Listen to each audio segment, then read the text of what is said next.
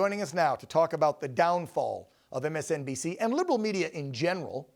She's a former Fox News producer and the host of her own show, The Breanna Morello Show. Breanna, back on the program. Hi, Breanna. Hi, Dan. If Elon bought it and reformed it, would you go back into mainstream media and work at MSNBC if Elon offered you a gig? Oh man, it'd be a tough pass. It would be a tough one to pass up on. I don't know if I'd want to be working with those people because honestly, what is he going to do? What if he fired all of them? All right. Well, if he promises to fire them all, then I might be in. That'd be one of the requirements upon signing a contract with them. It's pretty interesting, though. It's a great kind of thing to go back and forth on because Musk's entertaining it. I mean, he did this before he purchased X too. Remember, he actually tweeted out how much is X for sale for. Yes. So it's the same thing. So it could be legit. Well, and Don Jr. pointed that out. He tweeted him last week and said, this is how X all started because somebody said it was up for sale. And he said, how much? And then he bought the damn thing for $40-some billion or whatever it was. And so Don Jr. started it last week by going, let's try this again.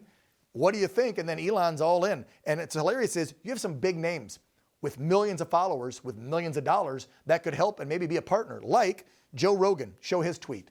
He literally asks if he can take Rachel Maddow's job.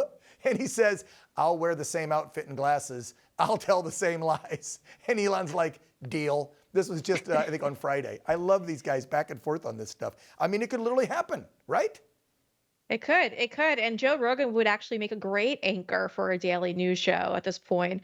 I mean, the bar's so low, you can only go up from here with these people. I mean, most people just don't want to pay their cable bills anymore because they've had enough of this. They've had enough of the propaganda, enough of the lies. Yep. And Rachel Maddow and all of them are clearly the best example of all of this. You know, MSNBC is filled with hateful, nasty, miserable souls who go up there every single day and just preach about how miserable their existence is and hopes that it brings in new viewership. And obviously that's not a winning strategy if you're trying to build a news network. You have to kind of sound optimistic and hopeful for the future, but they're just a bunch of race-baiting trolls. Yeah. Oh, Breanna, hold on. Sorry to interrupt, but let me point one out. Since you said they're miserable people, you mean like Joy Reid, the most racist person on television? Listen to the garbage she says about Trump and what he's going to do to Americans. The lies they tell knows no bounds. Listen to this crap.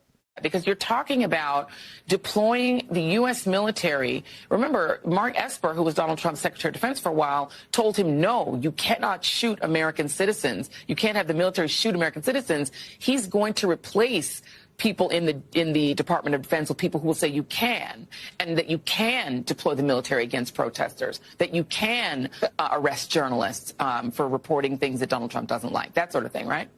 She literally slipped in, you can shoot people. She literally said Trump will shoot people, and then that he's going to jail journalists. Really, Joy?